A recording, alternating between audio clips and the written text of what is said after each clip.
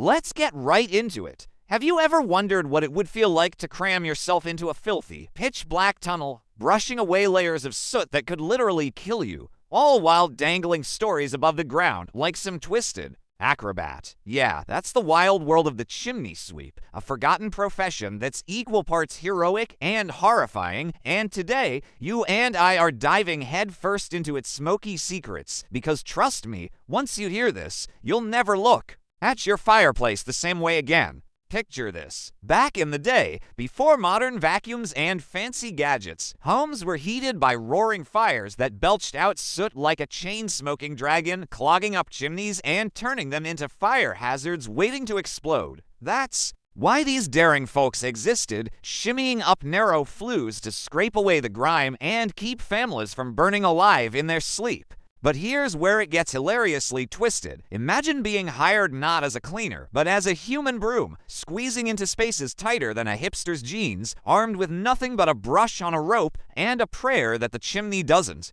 collapse around you like a bad game of Jenga. These sweeps, often kids as young as 4, yeah, you heard that right, tiny tots turned into soot-covered elves, would climb barefoot, scraping with metal tools called scrapers and brushes made from stiff bristles, all while inhaling lungfuls of toxic dust that made black lung look like a minor cough. Why did this job even stick around? Simple. In Victorian England and early America, chimneys were mazes of twists and turns, designed by architects who apparently hated humanity, and only a flexible body could navigate them without tearing the house apart. Plus, folks believed a clean chimney brought good luck, like rubbing a rabbit's foot, but with way more risk of rabies from the rats nesting inside. Now, let's talk brass tacks, or should I say soot stacks. Back in the 1800s, a seasoned sweep might pocket a few shillings per job. Say, about 2 to 5 shillings for a big house, which sounds peanuts, but convert that to today's bucks and you're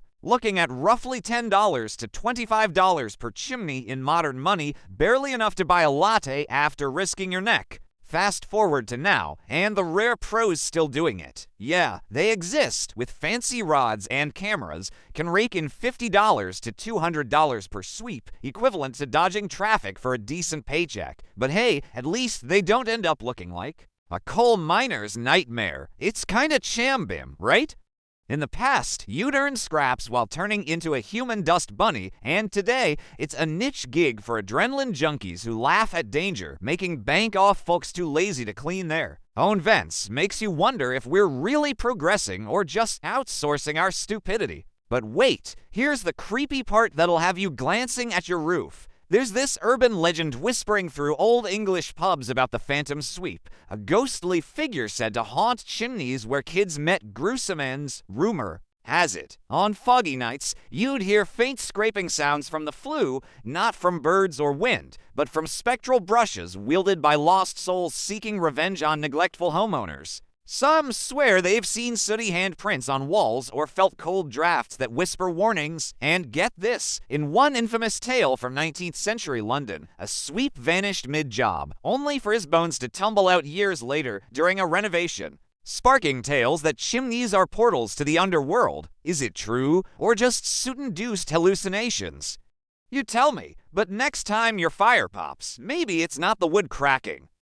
Fast forward to today, and you gotta ask, would this Job survive in our squeaky clean, drone-obsessed world? Picture a chimney sweep app where you swipe right on sooty gigs, or robots doing the dirty work while we sip craft beer. It's hilarious how we've traded real danger for virtual ones, like fearing social media trolls instead of actual falls. But deep down, doesn't it make you nostalgic for a time when jobs demanded guts, not just Wi-Fi?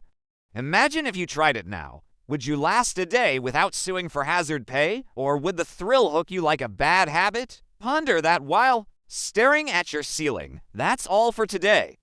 I'll be making similar videos in the future. Subscribe to see them.